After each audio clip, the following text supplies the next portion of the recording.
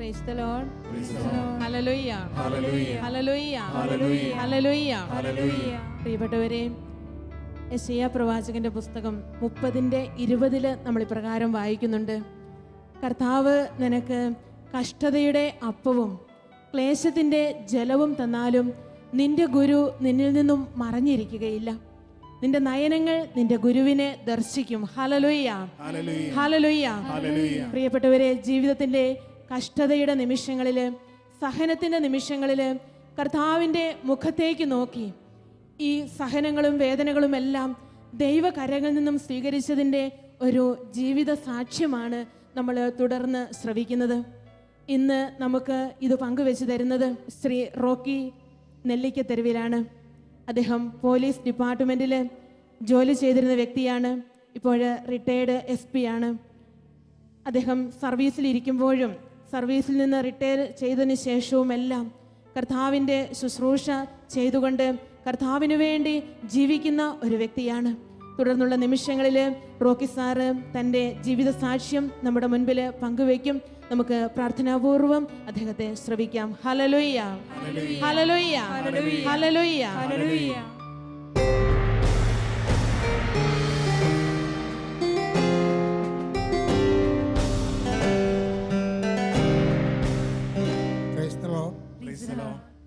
അവരെ ഒത്തിരി സന്തോഷത്തോടെയാണ് ഞാൻ ഇവിടെ ആയിരിക്കുക. എന്നെ ഇവിടെ നിർത്തുവാൻ, ഇവിടെ ആയിരിക്കുവാൻ ഞാൻ അനുവദിച്ച ദൈവത്തിന് ഞാൻ നന്ദി പറയുകയാണ്. ഒത്തിരിയേറെ ശാരീരിക ബുദ്ധിമുട്ടുള്ള ഒരു വ്യക്തിയാണ് ഞാൻ, ഇപ്പോഴും അനുഭവിച്ചുകൊണ്ടിരിക്കുന്നു. എൻ്റെ നടുവിന് ഒത്തിരി പ്രശ്നമുണ്ട്. ബെൽറ്റ് കെട്ടിയാൻ ഇപ്പം നിങ്ങളുടെ മുന്നിൽ നിൽക്കുക. എൻ്റെ ഇടതുകാലിൽ വിരലുകളൊഴിച്ച് ബാക്കി 4 വിരലുകളും പാദവും ഈ സൈഡൊക്കെ മരവിച്ചാണ് ഇരിക്കുക. അതുപോലെ വലതുകാലിനും ബുദ്ധിമുട്ടുണ്ട്. 3/4 മണിക്കൂർ നേരം നിങ്ങളുടെ മുന്നിൽ ഞാൻ ആയിരിക്കുവാൻ നിങ്ങൾ എനിക്ക് വേണ്ടി ഒന്ന് പ്രാർത്ഥിക്കണം. ഒന്നിച്ച് പ്രാർത്ഥിക്കാം. നന്മ നിറഞ്ഞ മറിയമേ സ്വസ്തി, കർത്താവ് അങ്ങയോടുകൂടെ സ്ത്രീകൾ അങ്ങ് അനുഗ്രഹിക്കപ്പെട്ടവളാവുന്നു. അനുദരത്തിൻ ഫലമായി ഈശോ അനുഗ്രഹിക്കപ്പെട്ടവനാവുന്നു. ഞങ്ങൾക്ക് വേണ്ടി ഇപ്പോഴും ഞങ്ങളുടെ മരണസമയത്തും തമ്പുരാനോട് അപേക്ഷിക്കണമേ. പിതാവിനും പുത്രനും പരിശുദ്ധാത്മാവിനും സ്തുതി, പോലെ ഇപ്പോഴും ഈശോ മിശിഹായ്ക്ക് സ്തുതിയായിരിക്കട്ടെ. ഇപ്പോഴും സ്തുതിയായിരിക്കട്ടെ.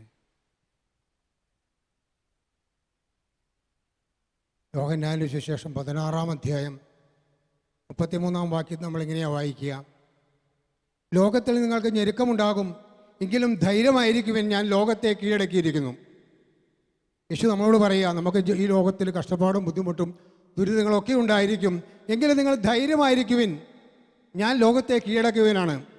ലോകത്തെ കീഴടക്കുവിൻ്റെ കൂടെ ആയിരിക്കുമ്പോഴാണ് നമ്മുടെ ജീവിതത്തിലെ കഷ്ടപ്പാടും ബുദ്ധിമുട്ടുകളൊക്കെ അതിജീവിക്കാനുള്ള ശക്തി നമുക്ക് ലഭിക്കുക. യെശയ്യാ പ്രവാചകന്റെ പുസ്തകം 30-ാം അധ്യായം 20-21 വാക്യം നമ്മളിങ്ങനെ വായിക്കുക. കർത്താവ് നിനക്ക് കഷ്ടതയപ്പവും കേശത്തിൻ്റെ ജലവും തന്നാലും നിന്റെ ഗുരു നിന്നിൽ നിന്ന് മറഞ്ഞിരിക്കുകയില്ല. നിന്റെ നയനങ്ങൾ നിന്റെ ഗുരുവിനെ ദർശിക്കും. നീ ഇടത്തോട്ടോ വലത്തോട്ടോ തിരിയുമ്പോൾ പിന്നിൽ നിന്നൊരു സ്വരം കേൾക്കും, ഇതാണ് വഴി, ഇതിലേ പോവുക. എൻ്റെ സഹോദരങ്ങളെ, എൻ്റെ ജീവിതത്തിൽ, എൻ്റെ കഷ്ടപ്പാടിൽ, എൻ്റെ ബുദ്ധിമുട്ടുകളിൽ എന്നെ കൈപിടിച്ച് നടത്തിയ എൻ്റെ ദൈവം, എൻ്റെ കൂടെ ആയിരുന്ന എൻ്റെ ദൈവം, എന്നെ കണ്ട എൻ്റെ ദൈവം, ഞാൻ വിളിച്ചപ്പോൾ വിളി കേട്ട എൻ്റെ ദൈവം, ആ ദൈവത്തെ പറ്റിയാണ് ഞാൻ നിങ്ങളോട് സംസാരിക്കുക. 12 അംഗമുള്ള ഒരു കുടുംബത്തിൽ, വലിയൊരു കുടുംബത്തിൽ 10ാമനായിട്ട് ജനിച്ചവനാണ് ഞാൻ. ഒത്തിരി സ്നേഹം കെട്ടി വളർന്നതാണ് ഞാൻ. ചെറുപ്പകാര്യത്തെ പറ്റി ഓർക്കുമ്പോൾ എനിക്ക് ഒത്തിരി സന്തോഷമാണ്. പ്രാർത്ഥനാ ജീവിതത്തിൽ വളർന്ന വ്യക്തിയാണ് ഞാൻ. 1978 പോലീസ് ഡിപ്പാർട്ട്മെൻറ്റിൽ മോട്ടോർ ട്രാൻസ്പോർട്ട് യൂണിറ്റിൽ SI ആയിട്ട് ഞാൻ ജോലിയിൽ പ്രവേശിച്ചു. 1980 ഞങ്ങളുടെ വിവാഹം. പ്രോവിഡൻസ് കോളേജിൽ പഠിക്കുന്ന കാലത്ത് 1977 കരിസ്മാറ്റിക് ധ്യാനം കൂടിയ ഒരു വ്യക്തിയായിരുന്നു എൻ്റെ ഭാര്യ. അതുകൊണ്ട് ആ വിവാഹ രാത്രിയിൽ തന്നെ പ്രാർത്ഥിച്ച് ജീവിതം ആരംഭിച്ചു എന്നുള്ള ഏറ്റവും വലിയ അനുഗ്രഹമായിട്ട് ഞാൻ കാണുക. എന്തൊക്കെ പ്രാർത്ഥനകൾ വീട്ടിൽ പ്രാർത്ഥിച്ചാലും കിടക്കുന്നതിന് മുമ്പ് ആ ബെഡ്റൂമിൽ കയറി ഒരു സ്വഗസ്ഥനായ പിതാവ്, ഒരു നന്മ നിറഞ്ഞ വരെ ഒരു തീർത്ഥം ചൊല്ലി മാത്രമേ ഞാൻ കിടന്നുറങ്ങാറുള്ളൂ. അതുപോലെ ജീവിതത്തിൽ പിണക്കങ്ങളും ഒക്കെ ഉണ്ടാകും കുടുംബജീവിതത്തിൽ. എഫെസോസുകാർക്ക് എഴുതിയ ലേഖനം 4-ാം അധ്യായം 26-27 വാക്യം നമ്മളിങ്ങനെ വായിക്കുക. കോപിക്കാം, നിങ്ങൾ പാപം ചെയ്യരുത്. നിങ്ങളുടെ കോപം സൂര്യൻ അസ്തമിക്കുന്നവരെ നീണ്ടുപോകാതിരിക്കട്ടെ. സാത്താന് നിങ്ങൾ ഇടം കൊടുക്കരുത്. കോപിക്കുന്നത് കുഴപ്പമില്ല ഭാര്യ ഭർത്താക്കന്മാർ, പിണങ്ങുന്നതിൽ കുഴപ്പമില്ല, വഴക്ക് കൂടുന്നതിൽ കുഴപ്പമില്ല, ഞാൻ പറയും. പക്ഷെ ഒരു കാരണവശാലും നിങ്ങൾ പിണങ്ങി കിടന്ന് ഉറങ്ങരുത്. കിടന്നുറങ്ങിയാൽ മറ്റേ വ്യക്തി രാവിലെ എഴുന്നേൽക്കുമ്പോൾ ആർക്ക് പറയാൻ സാധിക്കും? ഈ നവീകരണത്തിലൊക്കെ വന്ന ശേഷം ഞാൻ 91 സങ്കീർത്തനങ്ങൾ കൂടി തലയ്ക്ക് വെച്ച് പ്രാർത്ഥിച്ചിട്ട് ഞങ്ങൾ കിടക്കുക, പരസ്പരം തലയ്ക്ക് വെച്ച് പ്രാർത്ഥിക്കും. ഒരു സഹോദരനോട് പങ്കുവെച്ചത് എങ്ങനെയാണ്, ഞാനൊന്ന് കണ്ണു തുറന്ന് നോക്കിയിരുന്നെങ്കിൽ എൻ്റെ ഭാര്യയും കൊച്ചും ജീവിച്ചിരിക്കുമായിരുന്നു. ഒരു വഴക്കൂടി കിടന്നുറങ്ങിയതാണ്. രാത്രി ഭാര്യ കാലം വന്ന് കെട്ടിപ്പിടിച്ചു 2 മണി സമയത്ത്. അവൻ പറയാം, ഞാൻ ഉറങ്ങിയിട്ടില്ലായിരുന്നു, കണ്ണു തുറന്ന് നോക്കിയില്ല. രാവിലെ നോക്കുമ്പോൾ അവൻ്റെ ഭാര്യയും കൊച്ചും കിണറ്റിലാണ് കിടക്കുന്നത്. എൻ്റെ സഹോദരൻ, അങ്ങനെയൊന്നും ജീവിതത്തിൽ സംഭവിക്കാതിരിക്കട്ടെ. നിങ്ങൾ ഒരു കാരണവശാലും പിണങ്ങി കിടന്നുറങ്ങരുത്. എനിക്ക് ഭാര്യ, എന്നെ ശ്രമിക്കുന്ന എൻ്റെ ദമ്പതികളോട് നിങ്ങൾക്ക് പറയാനുള്ള ഒരൊറ്റ വാക്യം മാത്രമേ ഉള്ളൂ, നിങ്ങൾ ഒരു കാരണവശാലും പിണങ്ങി കിടന്നുറങ്ങരുത്. പ്രാർത്ഥിച്ച് കിടന്നുറങ്ങുക. നിങ്ങളുടെ ജീവിതം വലിയ അനുഭവമായിരിക്കും, അനുഗ്രഹമായിരിക്കും. സഹോദരങ്ങളെ, ഞാൻ ധ്യാനം കൂടുന്നത് 94-ലാണ്. പ്രത്യേക ആവശ്യങ്ങൾ കൊണ്ട്, പ്രത്യേക ഒരു മാറ്റത്തിന് വേണ്ടി ഒന്നുമല്ല ഞാൻ ധ്യാനം കൂടുക. എൻ്റെ സഹോദരനും എൻ്റെ സഹോദരന്മാരൊക്കെ ധ്യാനം കൂടിയപ്പോൾ അവർ പറഞ്ഞു, നീ ഒരു കരിസ്മാറ്റിക് ധ്യാനത്തിന് വലിയ അനുഭവമായിരിക്കും. ഞാൻ പറഞ്ഞു, ഞാൻ മദ്യപിക്കാറില്ല, പുകവലിക്കാറില്ല, ദുശീലങ്ങളൊന്നുമില്ല, അത്യാവശ്യം പള്ളിയിലൊക്കെ പോകുന്നുണ്ട്, കുഴപ്പമില്ല, വിശ്വാസത്തോടെ ജീവിക്കും, ഞായറാഴ്ചകളൊക്കെ പള്ളിയിൽ പോകുന്നുണ്ട്, പിന്നെ ഞാൻ ധ്യാനം കൊണ്ട ആവശ്യമൊന്നും ഇല്ല എന്ന് ഞാൻ പറഞ്ഞു. പക്ഷെ 94 ഈ തിരക്കുകൾ, ഞാൻ DYSP ആയിട്ട് വർക്ക് ചെയ്യുക, ഈ തിരക്കിൽ നിന്നൊക്കെ ഒന്ന് ഒഴിഞ്ഞു മാറിയിട്ട് ഒരു 5 ദിവസം സ്വസ്ഥമായിട്ട് ഇരിക്കാമല്ലോ എന്ന് വിചാരിച്ചിട്ടാണ് ധ്യാനം കൂടാൻ പോവുക. ധ്യാനത്തിൽ വലിയൊരു അനുഭവമായിരുന്നു എൻ്റെ ജീവിതത്തിൽ. ആ ധ്യാനം കൂടിയപ്പോൾ വിശുദ്ധ കുർബാനയെ പറ്റിയൊക്കെ ആഴമായിട്ടുള്ള ബോധ്യം ദൈവം അനുഗ്രഹിച്ചു. വചനത്തെ പറ്റിയൊക്കെ ഒത്തിരി ഉൾക്കാഴ്ചകൾ ദൈവം തന്നു. ആ ധ്യാനം കൂടി വന്ന ശേഷം എൻ്റെ വീട്ടിൽ തന്നെ പ്രാർത്ഥന സിസ്റ്റം തന്നെ മാറ്റി, പ്രാർത്ഥന സജീവമായ പ്രാർത്ഥന. അതുപോലെ മക്കൾക്ക് ഒക്കെ ആയാലും വചനം പറഞ്ഞു കൊടുത്തു. സ്വന്തമായിട്ട് ഓരോ ബൈബിളെല്ലാം മക്കൾക്ക് ഞാൻ വാങ്ങിച്ചു കൊടുത്തു. അവർക്ക് വചനം വായിച്ചു പഠിപ്പിച്ചു. എൻ്റെ 3 വയസ്സുള്ള മകന് എന്നൊക്കെ ഒത്തിരി വചനം കാണാപ്പാടം പഠിച്ചു. എൻ്റെ മകൻ എൻ്റെ ഇഷ്ടമുള്ളൊരു വചനമായിരുന്നു ഞാൻ ആദ്യം പറഞ്ഞ യെശയ്യാ 30, 20, 21 വചനം. അതുകൊണ്ട് 91 സങ്കീർത്തനമൊക്കെ അവരെ കാണാപ്പാടം പഠിച്ചു. എവിടെയെങ്കിലും പോകുന്ന സമയത്തൊക്കെ 91 സങ്കീർത്തനം ചൊല്ലിയിട്ട് അവർ പിന്നെ പുറത്തു പോവുക. കിടക്കുന്ന മുമ്പ് 91 സങ്കീർത്തനം ചൊല്ലി പ്രാർത്ഥിച്ച് കിടക്കും. ഒത്തിരി അനുഭവങ്ങളാണ് ജീവിതത്തിനെ പറ്റി, ഒത്തിരി ബോധ്യങ്ങൾ തന്നു ദൈവം എനിക്ക് അനുഗ്രഹിച്ചു എന്നെ. ഞാൻ പറയും, ഈ കരിസ്മാറ്റിക് ധ്യാനം കൂടിയ ശേഷം, നവീകരണത്തിൽ വന്ന ശേഷം എൻ്റെ അടുത്ത് വരുന്ന വ്യക്തികളോട് പെരുമാറ്റത്തിൽ തന്നെ എനിക്ക് വ്യത്യാസം വന്നു. എന്ത് ജോലി ചെയ്യണമെന്ന് ദൈവ മഹത്വത്തിന് വേണ്ടി ചെയ്യുന്ന ബോധ്യം ദൈവം ഒന്ന് അനുഗ്രഹിച്ചു എന്നെ. ഒത്തിരി വ്യക്തികളോട് ഞാൻ ഈ വചനം പറയും, എൻ്റെ അടുത്ത് വരുന്ന വ്യക്തികളോട്.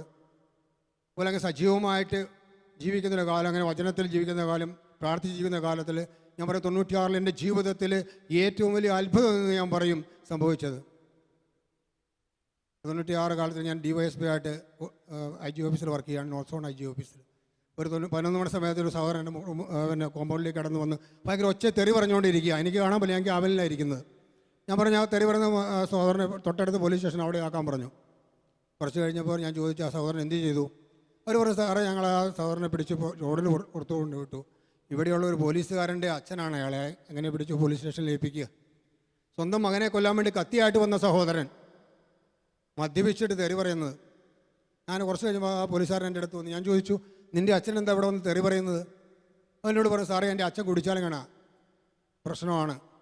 അപ്പോൾ ഞാൻ ചോദിച്ചു, നിൻ്റെ അമ്മ അച്ഛനെ ഉപേക്ഷിച്ച് പോയി സാറേ, 4-5 കൊല്ലം അമ്മ അച്ഛനെ ഉപേക്ഷിച്ച് പോയി. ഞാൻ ചോദിച്ചു, നിൻ്റെ അമ്മ എന്താ ചെയ്യുന്നത്? അമ്മ നല്ലൊരു ജോലിയുണ്ട്, അമ്മയ്ക്ക് സർക്കാർ ഉദ്യോഗസ്ഥരുടെ ഒരു ഓഫീസിൽ ജൂനിയർ സൂപ്രണ്ടായിട്ട് വർക്ക് ചെയ്യാം. സാമ്പത്തികം ചോദിച്ചപ്പോൾ അച്ഛനൊന്ന് ബിസിനസ്സാണ്, സാമ്പത്തികമായിട്ട് ഒരു ബുദ്ധിമുട്ടുമില്ല.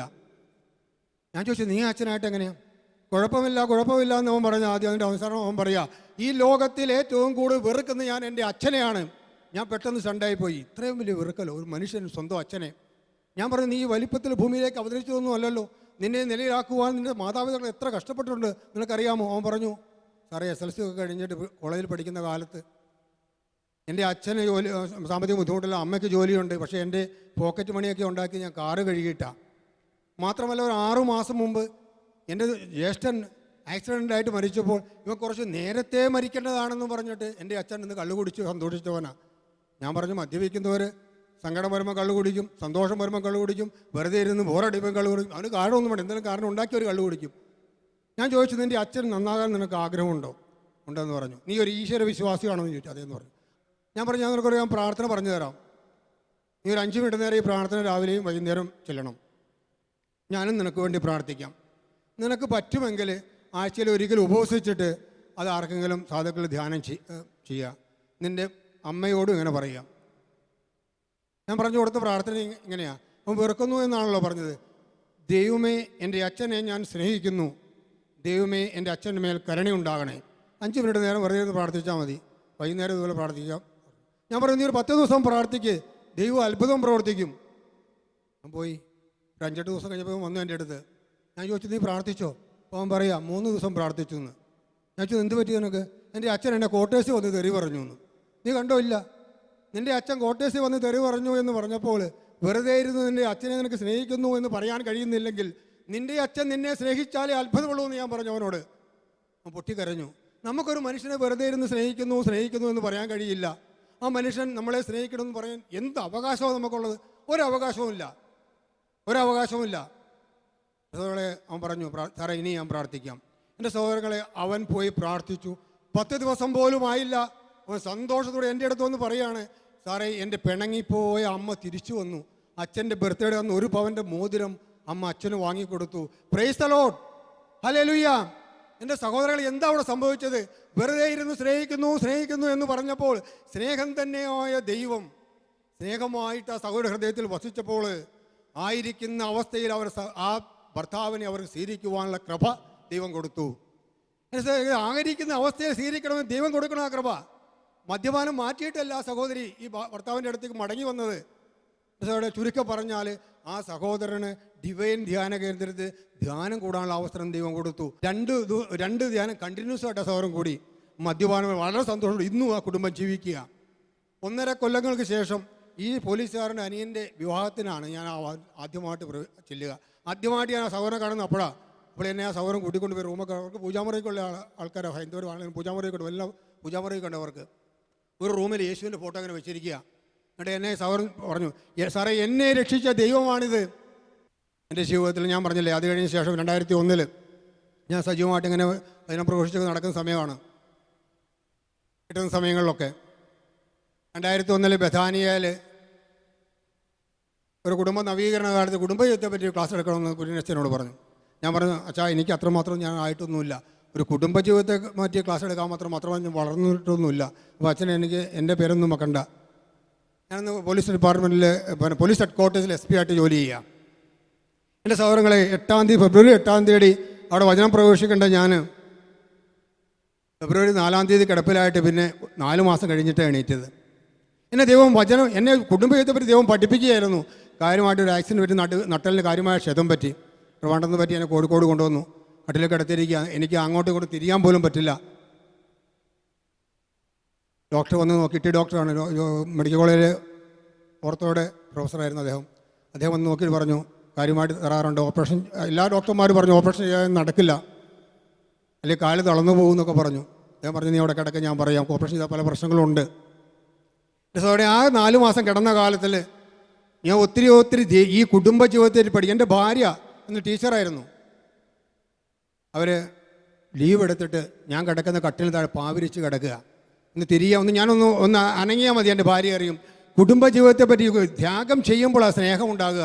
എന്തെല്ലാം എന്നെ പഠിപ്പിച്ചു. ഭാര്യയും ഭർത്താവും ബന്ധങ്ങൾ പഠിപ്പിച്ചു. മക്കൾ എനിക്ക് വേണ്ടി പ്രാർത്ഥിച്ചു, എൻ്റെ സഹോദരങ്ങൾ എനിക്ക് വേണ്ടി പ്രാർത്ഥിച്ചു, ഒത്തിരി സ്നേഹിതന്മാർ എനിക്ക് വേണ്ടി പ്രാർത്ഥിച്ചു.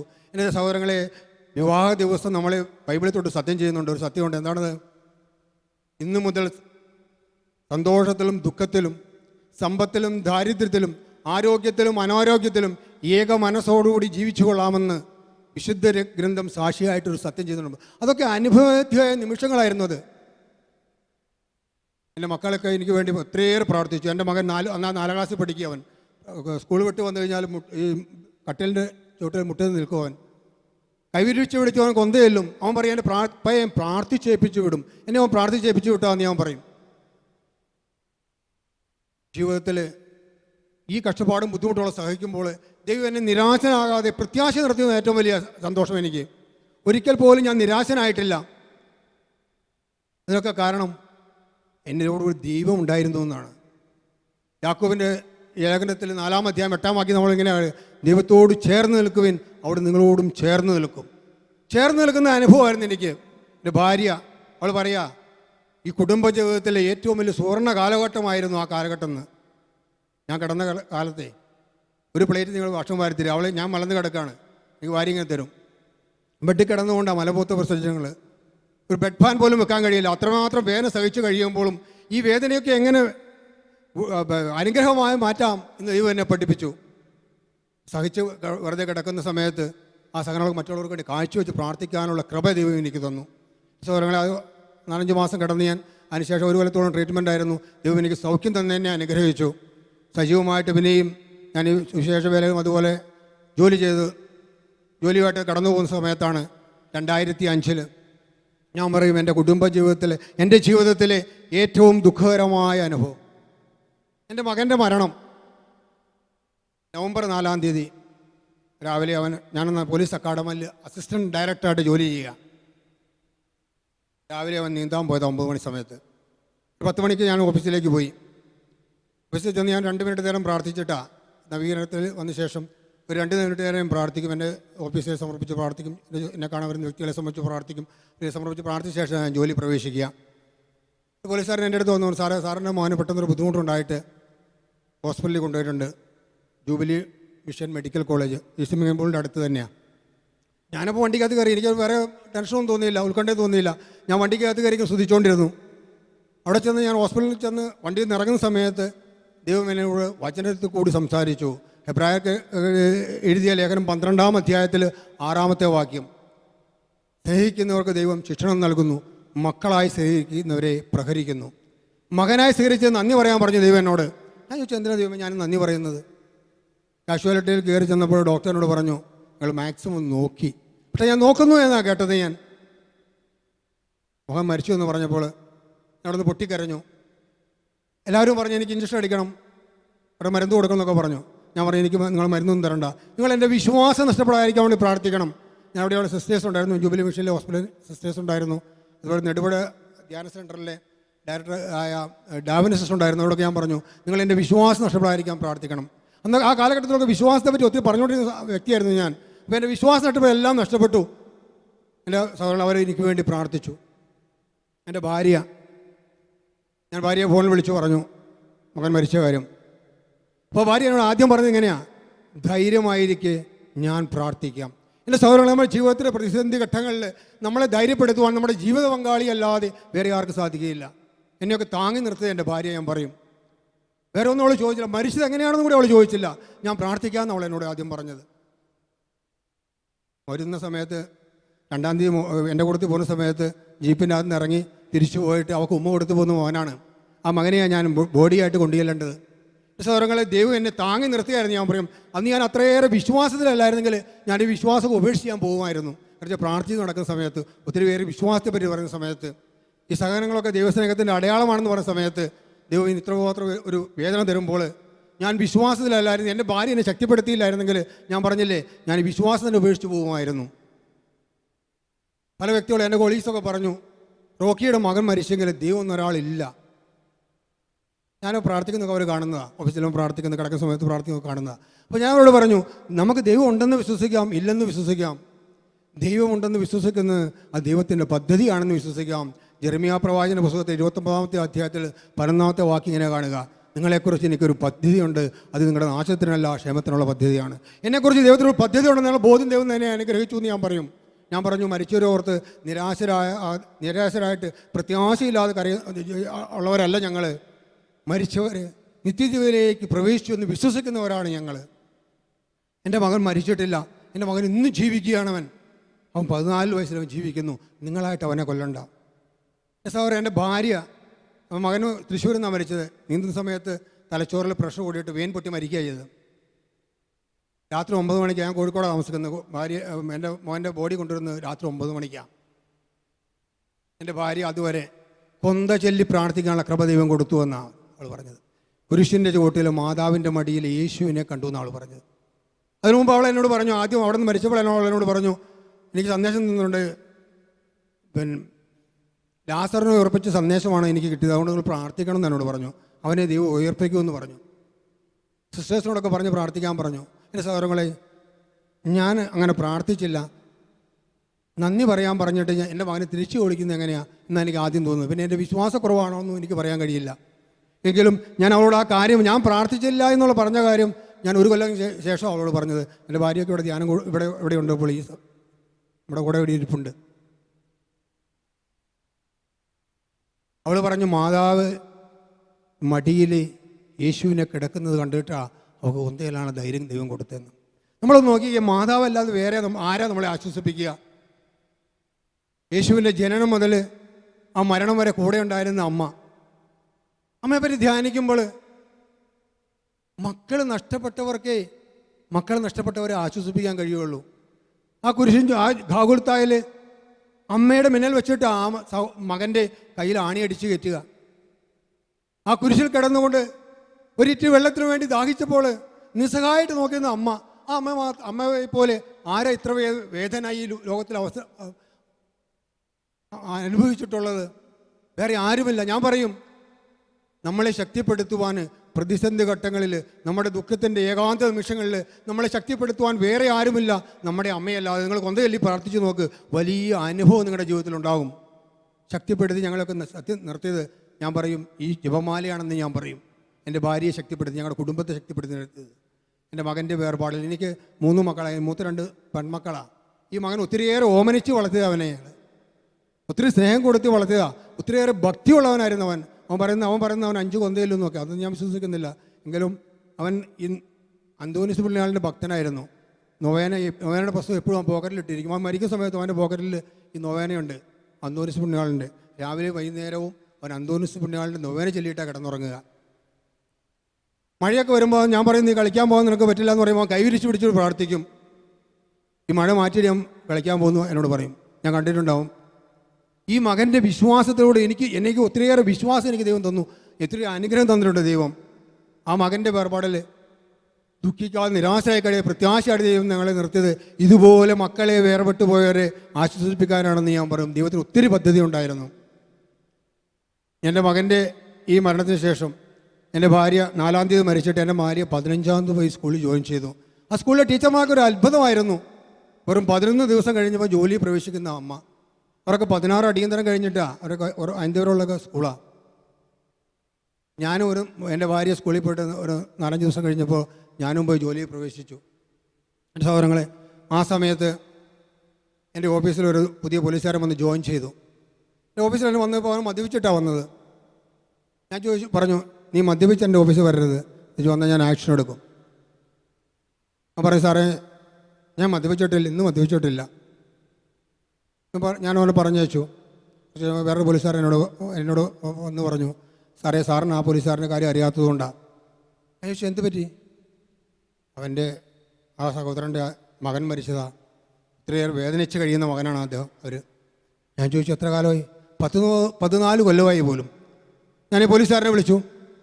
ഞാൻ ചോദിച്ചു നീ എന്താ ഇങ്ങനെ ഈ മദ്യപിച്ച് നടക്കുന്നത് മാത്രമല്ല ഇവന് വീട്ടിൽ പൈസ കൊണ്ടുപോയി കൊടുക്കുകയൊന്നുമില്ല. സസ്പെൻഷനായിട്ട് റീഇൻസ്റ്റേറ്റ് ചെയ്തതാണ് നമ്മുടെ പോലീസ് അക്കാഡമിയിൽ. അപ്പോൾ എൻ്റെ അടുത്തായതുകൊണ്ട് കുഴപ്പമില്ല എന്ന് പറഞ്ഞ് എൻ്റെ അടുത്ത് പോസ്റ്റ് ചെയ്തിരിക്കുക അവനെ. ഞാൻ ചോദിച്ചു നിൻ്റെ മകൻ മരിച്ചിട്ട് എത്ര കൊല്ലമായി? 14 കൊല്ലമായി. ഈ വീട്ടിൽ ഈ അൾമാരയില്ലാത്ത ഒരു കിണറുണ്ടായിരുന്നു. അപ്പോൾ ആ കിണറിൽ വീണ് മരിച്ചു 8 വയസ്സുള്ള. അപ്പം നിനക്ക് വേറെ മക്കളില്ലേ? അവർ 2 മക്കളുണ്ട്. ഞാൻ ചോദിച്ചു നീ ആ മക്കളൊന്നും നീ സ്നേഹിക്കുന്നില്ലേ? ഒരു മകനും ഒരു മകളും അയാൾക്കുണ്ട്. ഞാൻ പറഞ്ഞു എൻ്റെ മകന് മരിച്ചിട്ട് എത്ര കാലമായെന്ന് നിനക്കറിയാവോ? 1 മാസം പോലും ഒന്നും ആയിട്ടില്ല.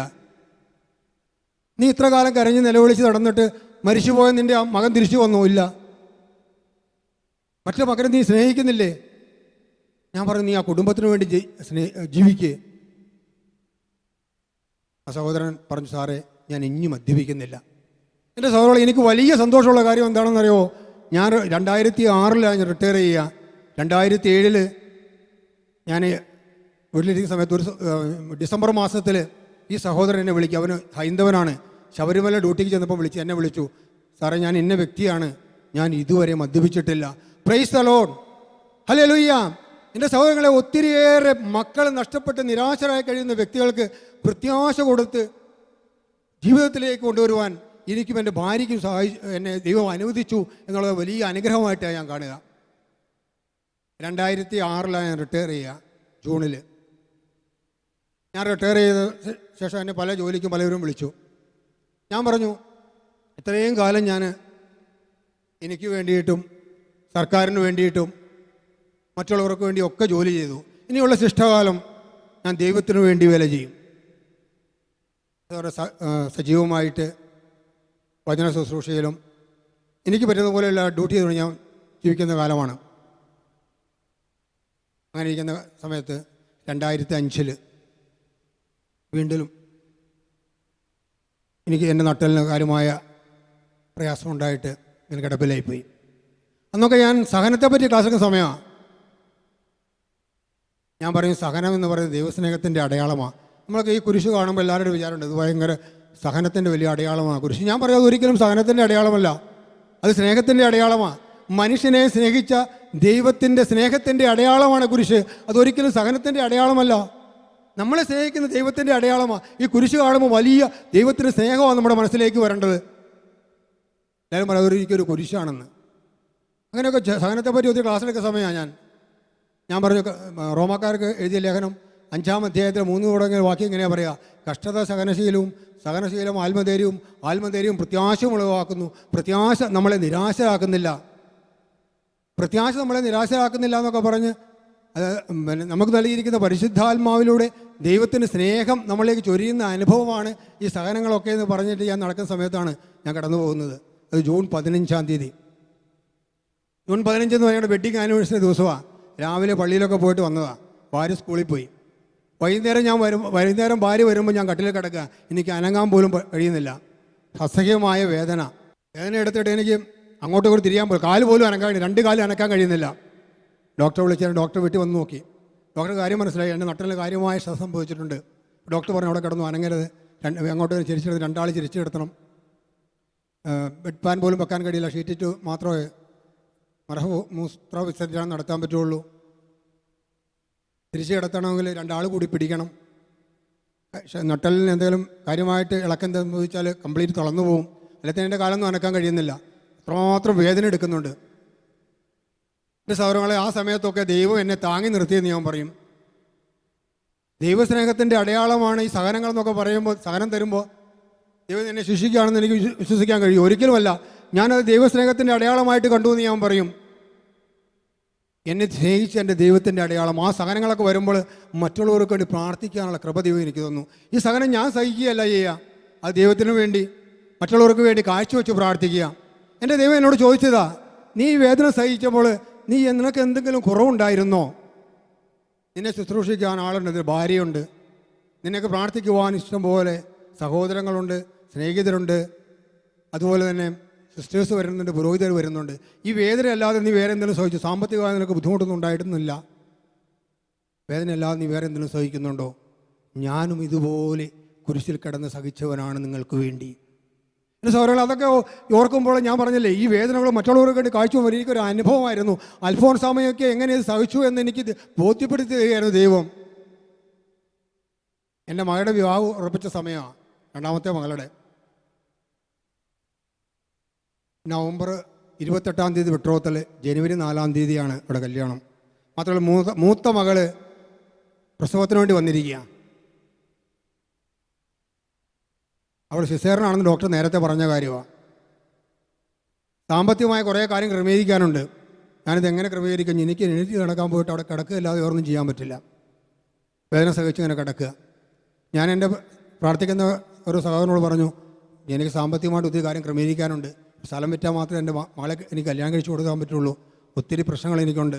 അപ്പോൾ സഹോദരൻ പറഞ്ഞു, സമ്പന്നതനായ ദൈവമല്ല നിൻ്റെ കൂടെയുള്ളത്, നീ ദൈവത്തോട് പ്രാർത്ഥിക്കുക. ഫിലിപ്പിയർ 4:19 പറഞ്ഞ് പ്രാർത്ഥിക്കാൻ സഹോദരനോട് പറഞ്ഞു. എൻ്റെ ദൈവം എൻ്റെ മഹത്വത്തിന് സമ്പന്നതയിൽ നിന്ന് യേശു ക്രിസ്തു വഴി നിങ്ങൾക്ക് ആവശ്യമുള്ളതെല്ലാം നൽകും. എൻ്റെ സഹോദരങ്ങളെ, എനിക്ക് ആവശ്യമുള്ളതെല്ലാം എൻ്റെ ദൈവം എനിക്ക് നൽകി. എന്നെ സൗഖ്യമാക്കിയ വചനമാണെന്ന് ഞാൻ പറയും. യേശയ്യാ 40:31. ദൈവത്തിൽ ആശ്രയിക്കുന്നതിന് വീണ്ടും ശക്തി പ്രാപിക്കും, കഴുകന്മാരെ പോലെ അവൻ ചിറകടിച്ചുയരും, അവൻ ഓടിയാലും ക്ഷീണിക്കുകയില്ല, നടന്നാൽ തളരുകയുമില്ല. യേശയ്യാ 53:5. നമ്മുടെ അതിക്രമങ്ങൾക്ക് വേണ്ടി അവൻ മുറിവേൽപ്പിക്കപ്പെട്ടു, അകൃത്യങ്ങൾക്ക് വേണ്ടി ക്ഷതമേൽപ്പിക്കപ്പെട്ടു, അവൻ്റെ മേലുള്ള ശിക്ഷ നമുക്ക് രക്ഷ നൽകി, അവൻ്റെ ക്ഷതങ്ങളാൽ നാം സൗഖ്യം പ്രാപിച്ചു. അത് ഞാൻ എൻ്റേതായിട്ട് പ്രാർത്ഥിക്കും. എൻ്റെ അതിക്രമങ്ങൾക്ക് വേണ്ടി അവൻ മുറിവേൽപ്പിക്കപ്പെട്ടു, അകൃത്യങ്ങൾക്ക് വേണ്ടി ക്ഷതമേൽപ്പിക്കപ്പെട്ടു, അവൻ്റെ മേലുള്ള ശിക്ഷ എനിക്ക് രക്ഷ നൽകി, അവൻ്റെ ക്ഷതങ്ങളാൽ ഞാൻ സൗഖ്യം പ്രാപിച്ചു. എന്നെ സൗഖ്യമാക്കിയ വചനമാണെന്ന് ഞാൻ പറയും. മരുന്ന് കഴിക്കുന്ന പോലെ രാവിലെയും ഉച്ചയ്ക്കും വൈകുന്നേരവും ഞാൻ വചനം പറഞ്ഞ് പ്രാർത്ഥിക്കും. അവിടെ കിടന്ന സമയത്ത് ഒരിക്കൽ പോലും എന്നെ നിരാശനാക്കി ദൈവം എന്നെ വിട്ടിട്ടില്ല. ആ ബസ്സേയ കുളങ്ങര 38 കൊല്ലമാകാൻ കിടന്ന ആ സഹോദരനെ ഓർമ്മ എൻ്റെ മനസ്സിലേക്ക് വന്നത്. ആ കുളക്കരയിൽ ഇങ്ങനെ കിടക്കുന്ന സമയത്ത് ആ സഹോദരൻ അവിടെ കിടക്കുമ്പോൾ ആ സഹോദരന് വിചാരമുണ്ട്, ആരെങ്കിലും വന്ന് എന്നെ കുളത്തിൽ എടുത്തിട്ടാൽ എനിക്ക് സൗഖ്യം, കുളം ഇളകുന്ന സമയത്ത്, വെള്ളം ഇളകുന്ന സമയത്ത് ആരെങ്കിലും എന്നെ പിടിച്ചിട്ട് ആ വെള്ളത്തിലിട്ടാൽ എനിക്ക് സൗഖ്യം കിട്ടുമെന്ന്. പക്ഷേ ആ കുളത്തിൽ വെള്ളം ഇളകുന്ന സമയത്ത് സൗഖ്യം പ്രാപിച്ചാൽ വന്ന് ആരെങ്കിലും ഈ സഹോദരനെ പിടിച്ച് വെള്ളത്തിലിടുവോ, തളർന്നു കിടക്കുന്ന വ്യക്തിയെ? പക്ഷേ ആ വ്യക്തി ഒരിക്കലും നിരാശനായില്ല, പ്രത്യാശ. 1-2 കൊല്ലമല്ല, 38 കൊല്ലം ആ കുളക്കരയിൽ ആ സഹോദരൻ ഇരുന്നു എന്നുള്ളതാണ്. അങ്ങനെ ഇരുന്ന ആ സഹോദരൻ എന്താ ദൈവം ചെയ്യുന്നത്? ദൈവം നേരിട്ട് ആ സഹോദരൻ്റെ അടുത്തേക്ക് വന്ന് സൗഖ്യം കൊടുത്തു. ദൈവം നേരിട്ട് എൻ്റെ സഹോദരങ്ങളെ ഞാൻ നിങ്ങളോട് പറയും, എൻ്റെ ദൈവം എന്നെ നേരിട്ട് വന്ന് സൗഖ്യം തന്നു എന്ന് ഞാൻ പറയും. ഈ നിലയിൽ ഞാനിവിടെ നിൽക്കുന്നുണ്ടെങ്കിൽ ആ ദൈവത്തിൻ്റെ വലിയ കരസ്പർശമാണെന്ന് ഞാൻ പറയും. സൗഖ്യം തന്നെ ഏൽപ്പിച്ചു വിട്ടതാണ്. എൻ്റെ കക്ഷത എൻ്റെ കൂടത്ത് നിൽക്കുന്ന ദൈവം, വിളിച്ചാൽ വിളി കേൾക്കുന്ന ദൈവം. എൻ്റെ മക്കളെ എനിക്ക് വേണ്ടി പ്രാർത്ഥിച്ച, ഭാര്യയൊക്കെ എനിക്ക് വേണ്ടി തീക്ഷ്ണമായിട്ട് പ്രാർത്ഥിച്ച നിമിഷങ്ങളായിരുന്നു. ഞാൻ എണീറ്റ് നടക്കുമെന്ന് ആരും വിചാരിച്ചില്ല. എൻ്റെ എക്സ്റേ എടുത്തപ്പോൾ 3 മാസം കഴിഞ്ഞിട്ട് എന്നെ MRI എടുക്കാൻ കൊണ്ടുപോയി ഡോക്ടർ. കൊണ്ടുപോകുന്ന സമയത്ത് എന്തെങ്കിലും ഷേക്ക് തട്ടിയിട്ട് നട്ടലിന് കാര്യമായിട്ട് ക്ഷതം പറ്റുമെന്ന് പറഞ്ഞിട്ട് ഡോക്ടർ എന്നെ കൊണ്ടുപോയില്ല. 3 മാസം കഴിഞ്ഞിട്ടാണ് എന്നെ കൊണ്ടുപോയത്. 3 മാസം കഴിഞ്ഞിട്ട് MRI എടുക്കുമ്പോൾ എൻ്റെ നട്ടലിനുള്ള ഇത് കണ്ടിട്ട് അദ്ദേഹം വിചാരിച്ചു ആകെ പ്രശ്നമാണ്, ഒന്നുകിൽ ക്യാൻസർ ആയിരിക്കും അല്ലെങ്കിൽ TB ആയിരിക്കുന്നത്. എൻ്റെ L4, L5 disc prolapse, L5 vertebra degenerate ചെയ്തിട്ട് ഫ്രാക്ചർ ആയി, 3-1 ഉള്ളൂ. അതുപോലെ തന്നെ C3 to C7 disc prolapse, നട്ടലിന് ടോട്ടൽ ഡീജനറേഷൻ, പിന്നെ നട്ടലിന് എൻപ്ലേസിനൊക്കെ തകരാറുണ്ട്. ഇത് കണ്ടപ്പോൾ ഡോക്ടർ വിചാരിച്ചു ഇവൻ ക്യാൻസറാണ് അല്ലെങ്കിൽ TB ആണ്. ഡോക്ടർ പറഞ്ഞു വെറുതെ കുറേ ടെസ്റ്റൊക്കെ നടത്തണം. എക്സ്റേ എടുത്തു, ബ്ലഡ് ടെസ്റ്റ് എടുത്തു, കുറേ വെറുതെ ടെസ്റ്റുകളൊക്കെ നടത്തി. ഡോക്ടർക്ക് സമാധാനമായത് ക്യാൻസറിന് TB അല്ല എന്നുള്ള ബോധ്യമായതിനു ശേഷം ഡോക്ടർ എന്നോട് പറഞ്ഞു നീ അവിടെ കിടന്നു, ഞാൻ പറയാമെന്ന് പറഞ്ഞു. ജൂൺ 15-ാം തീയതി കിടന്ന ഞാൻ ഒക്ടോബറിലാണ് കാല് നിലത്ത് വെക്കുന്നത്, 4 മാസങ്ങൾക്ക് ശേഷം. എൻ്റെ മകളുടെ വിവാഹത്തിനൊക്കെ ബെട്രോത്തിലൊക്കെ എന്നെ 2 പേര് താങ്ങി പിടിച്ചുകൊണ്ടുപോയി നിൽക്കുക ചെയ്ത്. വിവാഹത്തിന് എന്നെ ഞാൻ പള്ളിയിൽ തിരുക്കർമ്മ സമയത്തൊക്കെ എഴുന്നേറ്റ് നിൽക്കുകയായിരുന്നു. 2 മാസക്കാലം ഞാൻ വാക്കറിലാണ് നടന്നത്. 1 കൊല്ലത്തോളം ഞാൻ നിന്നിട്ടാണ് ഭക്ഷണമൊക്കെ കഴിച്ചിരുന്നത്. എനിക്ക് ഇരിക്കാൻ പറ്റില്ല, ഇരുന്ന് കഴിഞ്ഞാൽ എൻ്റെ കാലൊക്കെ മരവിച്ചു പോകും, എനിക്ക് നടക്കാൻ കഴിയില്ല. അതുപോലെ എഴുന്നേറ്റ് നിന്ന് കഴിഞ്ഞാൽ എനിക്കൊരു പേപ്പർ പോലും കൈ പിടിച്ച് വായിക്കാൻ കഴിയില്ല. എൻ്റെ കൈയൊക്കെ മരവിച്ചിട്ട് എനിക്ക് ഭയങ്കര ബുദ്ധിമുട്ടാണ്. എവിടെയെങ്കിലും പിടിച്ചിട്ടായിരുന്നു നിൽക്കുക. ഒരു ബുക്കൊന്നും എന്നെ കൈ പിടിച്ച് നോക്കാൻ പോലും എനിക്ക് സാധിക്കുകയില്ല. എൻ്റെ സഹോദരൻ അങ്ങനെയൊക്കെ ആ സമയങ്ങളിലൊന്നും എന്നെ നിരാശനാകാതെ പ്രത്യാശ. ഞാൻ പറഞ്ഞു അടുത്ത ഭാര്യയോട് ഞാൻ പറഞ്ഞു, ആ കിടക്കുന്ന സമയത്ത് ഞാൻ ഭാര്യയോട് പറഞ്ഞു അടുത്ത ജൂൺ 15 ഉണ്ടെങ്കിൽ നമ്മൾ ദേവാലയത്തിൽ പോയിരിക്കും. എൻ്റെ സഹോദരങ്ങളെ 1980 ജൂൺ 15 ഞങ്ങൾ വിവാഹം ഞാൻ പറഞ്ഞു. അതിനുശേഷം ഈ 2014 34 കൊല്ലമാകാൻ പോവുക. ഈ 33 കൊല്ലവും കഴിഞ്ഞ 33 കൊല്ലവും ജൂൺ 15 എന്നൊരു ദിവസം ഉണ്ടെങ്കിൽ 2 പേരും ഒന്നിച്ച് ദേവാലയത്തിൽ പോകുവാനും വിശുദ്ധ കുർബാന സ്വീകരിക്കുവാനുള്ള കൃപ ദൈവം തന്നു. Price the lord, hallelujah. അതൊക്കെ വലിയ അനുഗ്രഹമായിട്ടാണ് ഞാൻ കാണുക എൻ്റെ ജീവിതത്തിൽ. നമ്മുടെ വിവാഹ സമയത്ത് പിന്നെ പുരോഹിതൻ്റെ ആശീർവാദമുണ്ട്. ഇങ്ങനെ അതിനകത്ത് പറയുന്നത് ഇങ്ങനെയാണ്, ആവശ്യ നേരത്ത് സഹായിക്കുവാൻ നിരവധി ആത്മാർത്ഥ സുഹൃത്തുക്കളെ ദൈവം നിങ്ങൾക്ക് പ്രദാനം ചെയ്യും. അതൊക്കെ അനുഭവത്തിയ ദിവസം. അതൊക്കെ ഈ വിവാഹം എന്ന ഉദാശികളുടെ അനുഗ്രഹം വലിയ അനുഗ്രഹമായി ഞാൻ പറയും.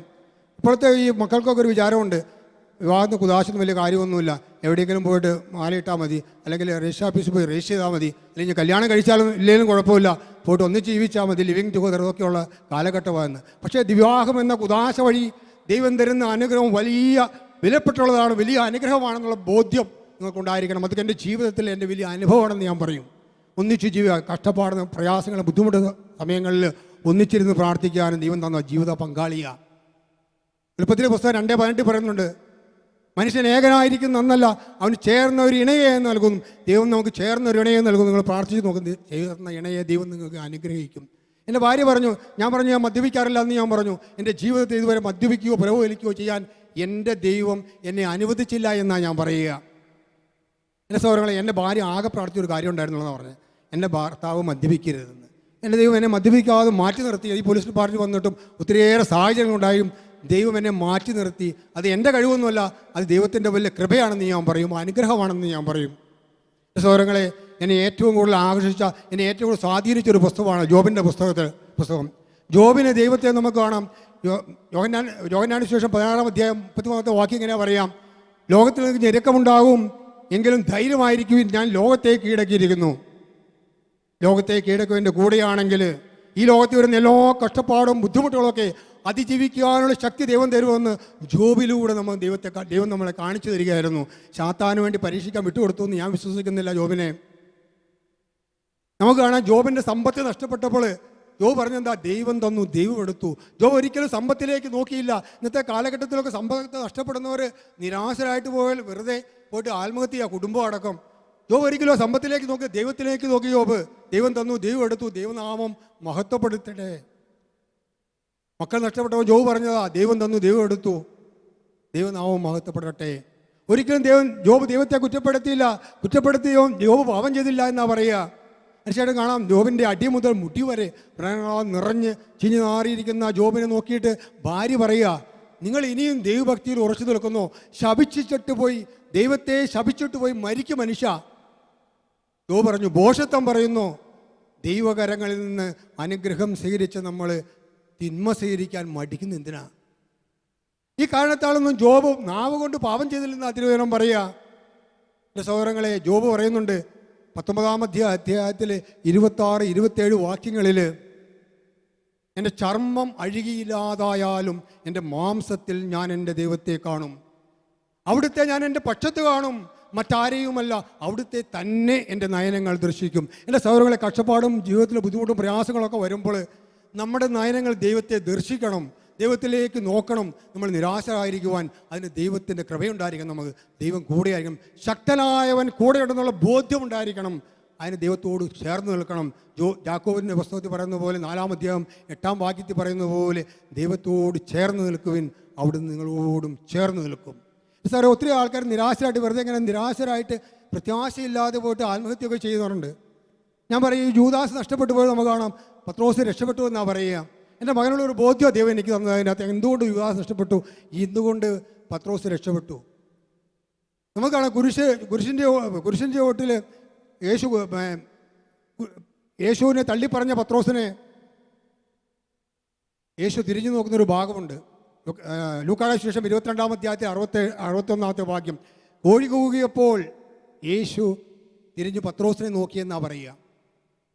യേശു തിരിഞ്ഞ് പത്രോസിനെ നോക്കിയപ്പോൾ പത്രോസ് യേശുവിനെ കണ്ടെങ്കിൽ യാതൊരു സംശയവുമില്ല, പത്രോസ് യേശുവിനെ നോക്കി നിന്നവനായിരുന്നു. യൂദാസ് നമുക്ക് കാണാം, യൂദാസ് പശ്ചാത്തപിച്ചില്ല എന്നൊരിടത്തും പറഞ്ഞില്ല. മത്തായിയുടെ സുവിശേഷം 27-ാം അധ്യായം 3-ാം വാക്യത്തിൽ ഇങ്ങനെ പറയുക, അവനെ ഒറ്റക്കൊടുത്ത യൂദാസ് അവനെ ശിക്ഷയ്ക്ക് വിധിക്കപ്പെട്ടു എന്ന് അറിഞ്ഞപ്പോൾ പശ്ചാത്തപിച്ചു. പുരോഹിതന്മാരുടെ പ്രമാണിമാരുടെ അടുത്തെന്ന് പറഞ്ഞു, നിഷ്കളങ്ക രക്തത്തെ ഞാൻ ഒറ്റക്കൊടുത്ത് പാപം ചെയ്തു പോയി. അവർ പറഞ്ഞു, ഞങ്ങൾക്കെന്താ, നീ പോയി നിൻ്റെ കാര്യം നോക്ക്. അവൻ ഈ 30 വെള്ളിക്കാശൊന്നും അവൻ എടുത്തില്ല. അവനെ ദേവാലയത്തിലേക്ക് വലിച്ചെറിഞ്ഞിട്ട് പോയി തൂങ്ങിച്ചേക്കുകയാണ് ചെയ്തത്. അവൻ ഒരിക്കലും യേശുവിലേക്ക് മടങ്ങി വന്നില്ല. യേശുവിലേക്ക് അവൻ മടങ്ങി വന്നിരുന്നെങ്കിൽ ഒരിക്കലും അവൻ നശിച്ചു പോകില്ലായിരുന്നു. യെശയ്യാ പ്രവാചകന്റെ പുസ്തകം 1-ാം അധ്യായത്തിൽ 18-ാമത്തെ വാക്യം പറയുക, വരുവിൻ നമുക്ക് രമ്യതപ്പെടാം, നിന്റെ പാപം എത്ര കടും ചുവപ്പാണെങ്കിലും ഞാനത് മഞ്ഞുപോലെ വെളുപ്പിക്കും, രക്തവർണ്ണമെങ്കിലും കമ്പിളി പോലെ വെളുക്കും. സഹോദരങ്ങളെ, തിരിച്ചു തന്നാൽ മാത്രം മതിയായിരുന്നു യൂദാസിന്. യേശു അവിടെ സ്വീകരിക്കും യൂദാസിനെ. പക്ഷേ യൂദാസ് തിരിച്ചു പോയി ആത്മഹത്യ പോയി ചത്തു. പക്ഷെ പത്രോസ് യേശുവിലേക്ക് നോക്കി നിന്നതുകൊണ്ട് പത്രോസ് രക്ഷപ്പെട്ടു. നമ്മളൊന്നും ഒരിക്കലും അങ്ങനെ പാപം ചെയ്തിട്ട് ഓടി അകലേണ്ടവരല്ല. യൂദാസിനെ പോലെ പത്രോസിനെ പ്രത്യാശയുള്ളവരായിട്ട് ദൈവത്തോട് നോക്കി നിൽക്കേണ്ടവരാണ് നമ്മളൊക്കെ.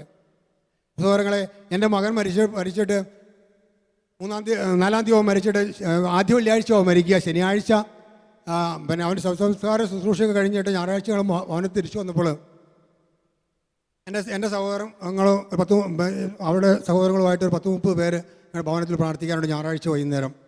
പ്രാർത്ഥനയൊക്കെ കഴിഞ്ഞിട്ട് എൻ്റെ ബ്രദർ വചനം തുറന്നപ്പോൾ ദൈവം വചനത്തിൽ കൂടി എൻ്റെ മകൻ എന്തുകൊണ്ട് മരിച്ചു എന്ന് വചനത്തിൽ കൂടി എന്നോട് സംസാരിച്ചു, ഞങ്ങളോട് സംസാരിച്ചു. എൻ്റെ മകൻ മരിച്ചപ്പം പലരും പറഞ്ഞു, ഇത്ര പ്രാർത്ഥിക്കുന്ന വ്യക്തിയാണ്, മകൻ ഇത്രയും പ്രാർത്ഥിക്കുന്നവർ കണ്ടിട്ടുണ്ട്, ഒത്തിരിയേറെ സ്നേഹം കൊടുത്ത് വളർത്തിയ ദൈവഭക്തിയിൽ ഈ കഷ്ടപ്പാടും ബുദ്ധിമുട്ടുകളും സാധനങ്ങളൊക്കെ വന്നപ്പോഴും ദൈവത്തിൽ നിന്ന് അകന്നു പോകാതെ ദൈവത്തോട് ചേർന്ന് നിന്ന വ്യക്തികൾ, ഇവരുടെ മകൻ എന്തുകൊണ്ട് മരിച്ചു. സഹോദരങ്ങളെ, വചനം തുറന്നപ്പോൾ കിട്ടിയ വചനം ഇങ്ങനെയാണ്. ജ്ഞാനത്തിൻ്റെ പുസ്തകത്തിൽ 4-ാമത്തെ അധ്യായത്തിൽ 7 മുതൽ 14 വാക്യങ്ങളാണ് സന്ദേശമായിട്ട് നൽകുക. അതിൽ 10 മുതലുള്ള വാക്യം ഇങ്ങനെയാണ് പറയുക, ദൈവത്തെ പ്രീതിപ്പെടുത്തി ഒരുവനുണ്ടായിരുന്നു, അവിടുന്ന് അവനെ സ്നേഹിച്ചു. പാപിലിടയിൽ വസിക്കുമ്പോൾ അവൻ സംവഹിക്കപ്പെട്ടു. തിന്മ അവൻ്റെ വിവേകത്തെ മാറ്റിമറിക്കാതെ, വഞ്ചന മനസ്സിനെ പ്രലോഭിപ്പിക്കാതെ അവൻ സംവഹിക്കപ്പെട്ടു. തിന്മയുടെ വശീകരണ ശക്തിയിൽ നന്മയ്ക്ക് മങ്ങലേൽക്കുന്നു. ഭ്രമിപ്പിക്കുന്ന മോഹങ്ങൾ നിഷ്കളങ്ക ഹൃദയത്തെ വഴിതെറ്റിക്കുന്നു. ഹ്രസ്വകാലം കൊണ്ട് പൂർണ്ണത കൈവരിച്ചാൽ നീതിമാൻ ദീർഘകാലം പിന്നിട്ടു. കർത്താവിന് പ്രീതികരനാകിയാൽ തിന്മയുടെ മധ്യത്തിൽ നിന്ന് കർത്താവ് അവനെ വേഗം രക്ഷിച്ചു. വളരെ കറക്റ്റായിട്ട് ഇതിന് എക്സ്പ്ലനേഷൻ പോലും ആവശ്യമില്ല. വളരെ വ്യക്തമായിട്ട് ദൈവം ഞങ്ങളോട് സംസാരിച്ചു എന്തുകൊണ്ട് മരിച്ചു എന്നവൻ. അത് മാത്രമല്ല, വചനം ദൈവം സ്ഥിരീകരിച്ചു എന്നുള്ളതാണ്. ആ പ്രാർത്ഥനാ ഹാളിൽ ഒരു ഫാനുണ്ടായിരുന്നു. അപ്പം പ്രാർത്ഥന തുടങ്ങുന്ന സമയത്ത് സ്വിച്ച് ഓൺ ചെയ്തത് അത് വർക്ക് ചെയ്തില്ല. അതിൻ്റെ റെഗുലേറ്റർ തകരാറായി കിടക്കുകയായിരുന്നു. 1 മാസമായിട്ട് വർക്ക് ചെയ്യുന്നില്ല. പക്ഷേ ഈ വചനം വായിച്ചു കഴിഞ്ഞപ്പം ഈ ഫാൻ വളരെ സ്പീഡിൽ അങ്ങോട്ട് തിരിഞ്ഞു. എല്ലാവരും സ്തബ്ധരായിപ്പോയി. കാരണം ഇത്ര വേഗം ദൈവം സ്ഥിരീകരിച്ചു എന്നുള്ളതാണ്. വചനത്തിൽ കൂടി സംസാരിക്കുക മാത്രമല്ല ദൈവം ചെയ്ത്, വചനം സ്ഥിരീകരിക്കുക കൂടി ചെയ്തു. എൻ്റെ സഹോദരങ്ങളെ, ജീവിതത്തിൽ കഷ്ടപ്പാടും ബുദ്ധിമുട്ടുകളൊക്കെ ഈ ലോകത്തിലെല്ലാം ഉണ്ടാകും. മക്കളൊക്കെ മരിച്ചു പോകും, അല്ലെങ്കിൽ ബന്ധപ്പെട്ടവരൊക്കെ മരിച്ചു പോയി, ആരും സംശയമില്ല കാര്യത്തിൽ. വചനം നമ്മളോട് എന്താ പറയുക? ലൂക്കായുടെ സുവിശേഷം 20-ാം അധ്യായത്തിൽ 38-ാമത്തെ വാക്യം എങ്ങനെയാണ് പറയുക? അവിടുന്ന് മരിച്ചവരുടെ ദൈവമല്ല, ജീവിക്കുന്നവരുടെ ദൈവമാണ്. അവിടുത്തേക്ക് എല്ലാവരും ജീവിക്കുന്നവർ തന്നെയാണ്. ഈ മരണവും ഇതൊക്കെ നമുക്ക് മാത്രമേ ഉള്ളൂ. അവിടുത്തേക്ക് എല്ലാവരും ജീവിക്കുന്നവരാ. ഈ ജീവിച്ചിരിക്കുന്ന നമ്മൾ മരിച്ചവരും അവൻ നിത്യവിലേക്ക് പ്രവേശിച്ചവനാണ്. ദൈവം സ്നേഹിക്കുന്നവരെ കുറച്ച് അടുത്തേക്ക് വിളിച്ചതാ. പൗലോസ് ശ്ലീഹ പറയുന്ന പോലെ ശരീരത്തിലായിരിക്കുമ്പോൾ ദൈവത്തിൽ നിന്ന് അകലെയാണെന്ന് ഞാൻ അറിയുന്നു. ശരീരത്തിൽ നിന്ന് അകന്നിരിക്കുവാനും ദൈവത്തോട് ചേർന്നിരിക്കാനും ഞാൻ ആഗ്രഹിക്കുന്നത്. ഈ ശരീരത്തിലായിരിക്കുമ്പം കുറച്ച് അകലെയാണ് നമ്മൾ ദൈവത്തിൻ്റെ. ഈ ശരീരം വിട്ടു പോകുമ്പോഴാണ് പൗലോസ് ശ്ലീഹ പറയുക, എനിക്ക് ജീവിതം ക്രിസ്തുവും മരണം നേട്ടമാണെന്ന്. നമുക്ക് മരണം നേട്ടമായിട്ട് മാറണം. അതൊരു നേട്ടമായിട്ട് മാറണം. യേശുവിൻ്റെ അടുത്തേക്ക്, ദൈവത്തിൻ്റെ അടുത്തേക്ക് ചേർന്നിരിക്കാനുള്ള നേട്ടമായിട്ട് മാറണം. മനുഷ്യരോട് നമ്മൾ നിരാശരായിട്ട് പ്രത്യാശയില്ലാതെ കരയേണ്ടവരല്ല നമ്മൾ. അവരെ നിത്യജീവനിലേക്ക് പ്രവേശിച്ചു എന്ന് വിചാരിച്ചിട്ട് സന്തോഷത്തോടെ ഇരിക്കേണ്ടവരാണ് നമ്മൾ. എൻ്റെ മകൻ മരിച്ചിട്ട് ഒത്തിരിയേറെ നിരാശ കഴിയുന്നവർ ഞാൻ പറഞ്ഞു, പ്രത്യാശയിലേക്ക് കൊണ്ടുവരാൻ ദൈവം അനുഗ്രഹിച്ചു. അത് വലിയ കൃപയായിട്ട് ഞാൻ കാണും. ഞാനും ഭാര്യയും ചെന്നാൽ മതി. എവിടെയെങ്കിലും സ്വന്തം മക്കളൊക്കെ മരിച്ച് വീട്ടിലേക്ക് കടന്നു നിന്നാൽ അവർക്ക് തന്നെ വലിയ സന്തോഷം. ഒന്നും പറയണ്ട, വെറുതെ ചെന്നാൽ മാത്രം മതി. അതുപോലെ മക്കൾ മരിച്ചപ്പം ദൈവത്തിന് പദ്ധതിയുണ്ട്. മകൻ മരിച്ചിട്ട് ദൈവത്തിന് പദ്ധതി ഉണ്ടെന്ന് പറഞ്ഞാൽ ആരാ വിശ്വസിക്കുക? പക്ഷേ എൻ്റെ ജീവിതത്തിൽ എൻ്റെ ദൈവം എന്നെ താങ്ങി നിർത്തിയ എൻ്റെ ദൈവം എൻ്റെ ജീവിതത്തിൽ എൻ്റെ കഷ്ടപ്പാടുകൾ, ബുദ്ധിമുട്ടുകൾ, പ്രയാസങ്ങളിൽ ഒരിക്കൽ പോലും എന്നെ നിരാശനായി നിർത്താതിരിക്കാനുള്ള കാരണം എന്താണെന്ന് അറിയാമോ?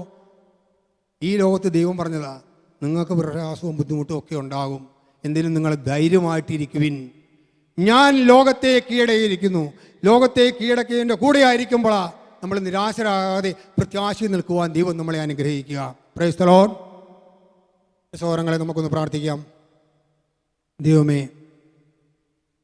ജീവിതത്തിൽ പ്രയാസവും ബുദ്ധിമുട്ടുകളൊക്കെ ഉണ്ടാകുമ്പോൾ നിരാശരാകാതെ, യൂദാസിനെ പോലെ നിരാശരാകാതെ, പത്രോസിനെ പോലെ പ്രത്യാശനുള്ളവനായി അങ്ങയിലേക്ക് നോക്കി നിൽക്കുവാൻ, അങ്ങയുടെ കൂടെ ആയിരിക്കുവാൻ ഞങ്ങളെ അനുഗ്രഹിക്കണമേ. അമ്മേ മാതാവേ, ദുഃഖത്തിൻ്റെ ഏകാന്ത നിമിഷങ്ങളിൽ അമ്മതകളെ ശക്തിപ്പെടുത്തി ഞങ്ങൾക്ക് വേണ്ടി അമ്മ മധ്യസ്ഥം വഹിക്കണമേ. നമുക്കൊന്ന് ചേർന്ന് പ്രാർത്ഥിക്കാം. നന്മ നിറഞ്ഞ മറിയമേ സ്വസ്തി, കർത്താവ് അങ്ങയോടുകൂടെ സ്ത്രീകൾ അങ്ങ് അനുഗ്രഹിക്കപ്പെട്ടോളാവുന്നു. അങ്ങയുടെ ഉദരത്തിൻ ഫലമായി ഈശോ അനുഗ്രഹിക്കപ്പെട്ടവനാവുന്നു. പരിശുദ്ധ മറിയമേ തമ്പുരാൻ്റെ അമ്മേ, പാപികളായ ഞങ്ങൾക്ക് വേണ്ടി ഇപ്പോഴും ഞങ്ങളുടെ മരണസമയത്തും തമ്പുരാനോട് അപേക്ഷിക്കണമേ. എൻ്റെ സഹോദരങ്ങളെ, ഈ മരണസമയം എന്ന് പറയുമ്പോൾ നമ്മൾ മരണസമയം എന്ന് പറയുന്നു. റോമാക്കാർക്ക് എഴുതിയ ലേഖനം 6-ാമത്തെ അധ്യായത്തിൽ 23-ാമത്തെ വാക്യം ഇങ്ങനെ പറയാം, പാപത്തിൻ്റെ വേതനം മരണമാണ്. പാപം ചെയ്യുമ്പോൾ നമ്മൾ മരിക്കുക ചെയ്യുക. ശാരീരിക മരണം മാത്രമല്ല നമ്മുടെ മരണം, ആത്മീയമായ മരണമുണ്ട് നമുക്ക്. അപ്പോൾ നമ്മൾ പാപം ചെയ്യുന്ന ഓരോ നിമിഷവും നമ്മൾ മരിച്ചുകൊണ്ടിരിക്കുക. ആ നിമിഷങ്ങളിൽ നമുക്ക് വേണ്ടി മധ്യസ്ഥം വഹിക്കുവാൻ, നമ്മളെ ശക്തിപ്പെടുത്തി നിർത്തുവാൻ അമ്മയല്ലാതെ വേറെ ആരുമില്ല. നിങ്ങൾ ജപമാല ചൊല്ലി പ്രാർത്ഥിക്കുക. വെറും നന്മ നിറഞ്ഞ മറിയുമെങ്കിലും നിങ്ങൾ ചൊല്ലി പ്രാർത്ഥിക്കുക. നിങ്ങളുടെ ജീവിതത്തിൽ വലിയ അത്ഭുതങ്ങൾ സംഭവിക്കുക. ആരും സംശയമില്ല കാര്യത്തിൽ. Price the Lord.